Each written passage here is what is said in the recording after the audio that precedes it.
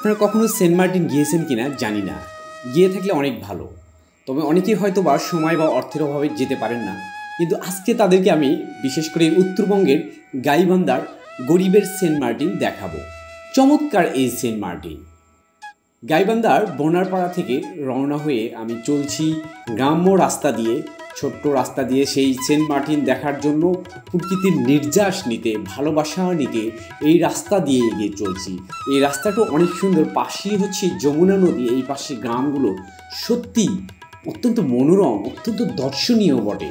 লক্ষ্য একটাই, আমি অনেকটা আজকে প্রচুর বৃষ্টিকে উপেক্ষা করে সেই সেন্ট মার্টিনের দিকে ধাবিত হচ্ছি, শুধুমাত্র নিজে দেখার জন্য, পাশাপাশি আপনাদেরকে দেখানোর জন্য। সো দর্শক, আমাদের সাথেই থাকুন, আমরা অলরেডি চলে এসেছি।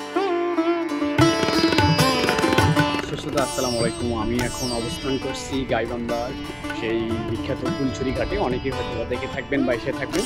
অ্যাকচুয়ালি আমি প্রথম আসা, এখানে অনেক প্রাকৃতিক যে নির্যাস বা সৌন্দর্য, এইটা উপভোগ করার জন্য মূলত এসেছি। আপনারা দেখতে পাচ্ছেন যে চারিদিকে নদী, অসংখ্য লোকের সমাহার।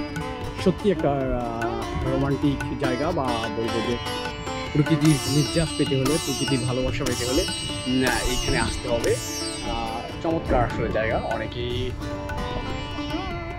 পরিবার সহ, বন্ধু বান্ধব সহ অনেকেই ঘুরতে এসেছে।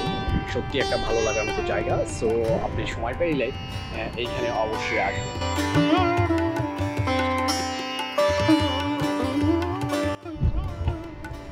নদীর সৌন্দর্য উপভোগ করতে হলে বা প্রকৃতির নির্যাস নিতে হলে আপনাকে এই ধরনের জায়গা আসতে হবে। ছোট ছোট ফুলছড়ি ঘাট আর কি যেটাকে বলে, যমুনা নদীর এপাশে হচ্ছে গাইবান্ধার ফুলছড়ি, ওপারে হচ্ছে জামালপুরের বকশীগঞ্জ উপজেলা।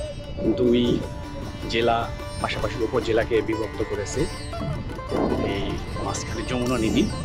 তো যারা দেখছেন তো অবশ্যই এখানকার প্রকৃতিটা অনুভব করার মতো। সো অবশ্যই ভালো লাগলে এখানে আসবেন বা দেখবেন, দেখার মতো। অ্যাকচুয়ালি সত্যি অনেক সৌন্দর্য বর্ধিত।